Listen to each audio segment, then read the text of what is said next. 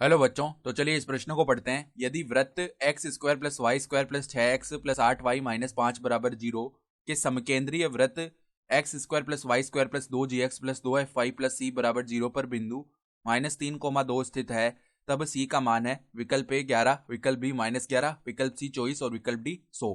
तो यहाँ पे देखो हमें सही विकल्प का चयन करना है। ठीक है, तो प्रश्न में आगे बढ़ने से पहले इस प्रश्न से संबंधित जो मुख्य उदाहरण है उसकी हम चर्चा कर लेते हैं। तो देखो मुख्य उदाहरण क्या हो जाएगी। वृत्त वृत्त का समीकरण अगर इस प्रकार का है, एक्स स्क्वायर प्लस में वाई स्क्वायर प्लस में 2gx प्लस में 2fy प्लस में c बराबर 0।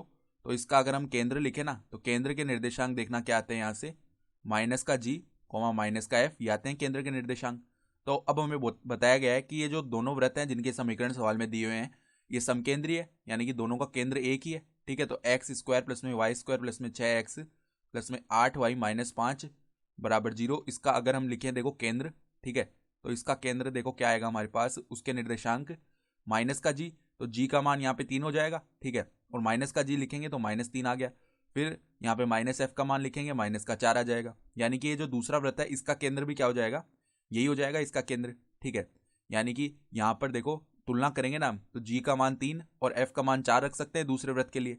ठीक है, तो अगर हम इसे C1 वृत्त बोले पहले वाले वृत्त को, तो अब दूसरे वृत्त को C2 वृत्त बोल लेते हैं। ठीक है, यहाँ पे एक्स स्क्वायर प्लस में वाई स्क्वायर प्लस में देखो जी के स्थान पर हम 3 रख सकते हैं, यानी कि 6x बन जाएगा, 2 3 6 होता है। ठीक है, फिर f के स्थान पर हम 4 रख सकते हैं, तो ये 8y प्लस में c बराबर 0 बन जाएगा।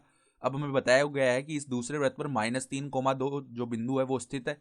तो अगर बिंदु ये इस पर स्थित है तो इसके समीकरण को संतुष्ट करेगा ना।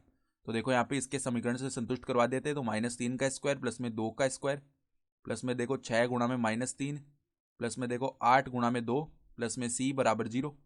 तो यहाँ पे देखो -3 का स्क्वायर हो गया 9, प्लस में आ जाएगा 4, माइनस का 18 प्लस में 16 प्लस में c बराबर 0। तो 9 4 13 हो गया। ठीक है, 13 माइनस में 18 करेंगे तो हमारे पास माइनस का 5 आएगा। ठीक है, तो यहाँ पर देखो -5 प्लस में 16 करेंगे। ठीक है, तो ये कितना आने वाला है हमारे पास 11। ठीक है, तो c प्लस 11 बराबर में 0 है, तो c का मान जो है वो -11 बन जाएगा। यानी कि विकल्प देखें तो विकल्प बी जो है हमारा सही विकल्प हो जाएगा। ठीक है, तो आशा करता हूँ कि आपको ये प्रश्न समझ में आया होगा। धन्यवाद।